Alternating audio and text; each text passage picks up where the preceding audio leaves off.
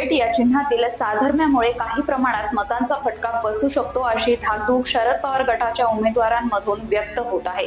शरद पवार गट विधानसभेला 87 जागा लढवत असून 80 मतदारसंघात त्यांच्या उमेदवारासमोर ट्रम्पेट चिन्ह असलेला अपक्ष उमेदवार रिंगणात आहे। कोणते मतदारसंघ आहेत हे जाणून घेऊयात मिशन पॉलिटिक्सच्या या व्हिडिओमधून। नमस्कार, मी समीक्षा। लोकसभा निवडणुकीत तुतारी आणि ट्रम्पेट या चिन्हातील साधर्म्यामुळे शरद पवार गटाला सातारा लोकसभेची जागा गमवावी लागली होती। काही मतदारसंघात पिपाणी चिन्ह असलेल्या अपक्ष उमेदवारांनी हजारोच्या घरात मतं घेतली होती। विधानसभेला याची पुनरावृत्ती होईल ही भीती लक्षात घेऊन पिपाणी हे चिन्ह गोठवावं अशी मागणी शरद पवार गटानं निवडणूक आयोगाकडे केली होती। मात्र आयोगानं ही मागणी फेटाळून लावली। या चिन्हाचा उल्लेख ईव्हीएम वर ट्रम्पेट असा केला जाईल असं स्पष्ट केलंय। तरीही या चिन्हामुळे काही मतांचा फटका बसू शकतो अशी भीती उमेदवारांना वाटतेय। लोकसभेला कसा फटका बसला होता?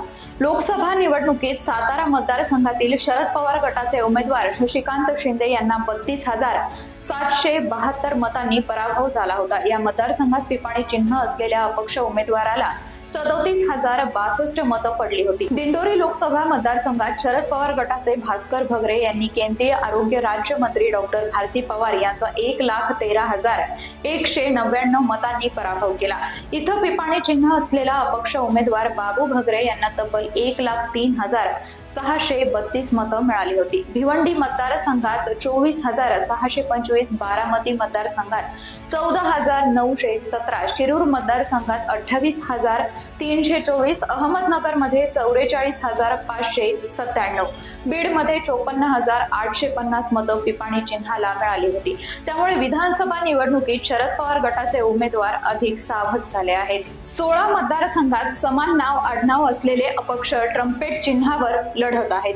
यात कर्जत जामखेड रोहित पवार विरुद्ध अपक्ष रोहित चंद्रकांत पवार, तासगाव कवठे महांकाळ रोहित सुमन आर आबा पाटील विरुद्ध रोहित आर पाटील, फलटण दीपक चव्हाण विरुद्ध दीपक चव्हाण, मुरबाड सुभाष गोटीराम पवार विरुद्ध सुभाष शांताराम पवार, आंबेगाव देवदत्त जयवंतराव निकम विरुद्ध देवदत्त शिवाजीराव निकम, दौंड रमेश अप्पा थोरात विरुद्ध रमेश थोरात, अहमदपूर विनायकराव जाधव विरुद्ध विनायक जाधव, चिपळूण प्रशांत बबन यादव विरुद्ध प्रशांत भगवान यादव, जामनेर दिलीप खोडपे विरुद्ध दिलीप खामणकर, काटोल सलील देशमुख विरुद्ध राहुल देशमुख, तुमसर चरण वाघमारे विरुद्ध प्रेमलाल वाघमारे, अहेरी भाग्यश्री अत्राम विरुद्ध भाग्यश्री लेखामी, सिन्नर उदय सांगळे विरुद्ध दत्तात्रय सांगळे, दिंडोरी सुनीता चारोस्कर विरुद्ध सुशीला चारोस्कर, शेवगाव प्रतापराव ढाकणे विरुद्ध राजेंद्र ढाकणे, इस्लामपूर जयंत पाटील विरुद्ध किरण पाटील, तासगाव मतदारसंघात शरद पवार गटाचे रोहित पाटील यांच्या विरोधात 3 रोहित पाटील अपक्ष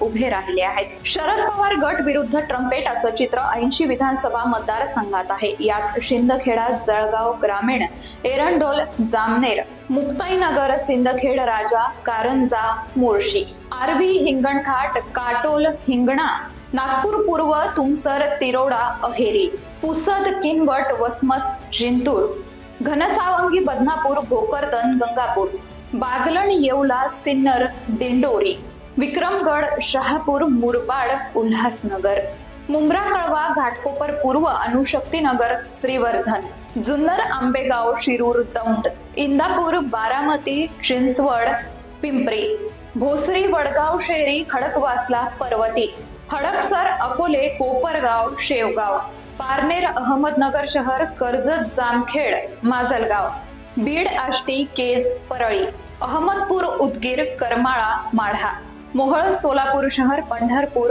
माळशिरस, फलटण, वाई, कोरेगाव, माण, कराड उत्तर, चिपळूण, चंदगड, कागल, इचलकरंजी, इस्लामपूर, शिराळा, खानापूर, तासगाव या मतदारसंघांचा समावेश आहे। ही राजकीय खेळी ठरवून केलेली आहे। त्याचा फटका निवडणुकीत राष्ट्रवादी शरद पवार गटाला किती आणि कसा बसेल हे आपल्याला 23 तारखेलाच कळणार आहे। तोपर्यंत पाहत रहा मिशन पॉलिटिक्स। आपली प्रतिक्रिया आम्हाला जरूर कळवा।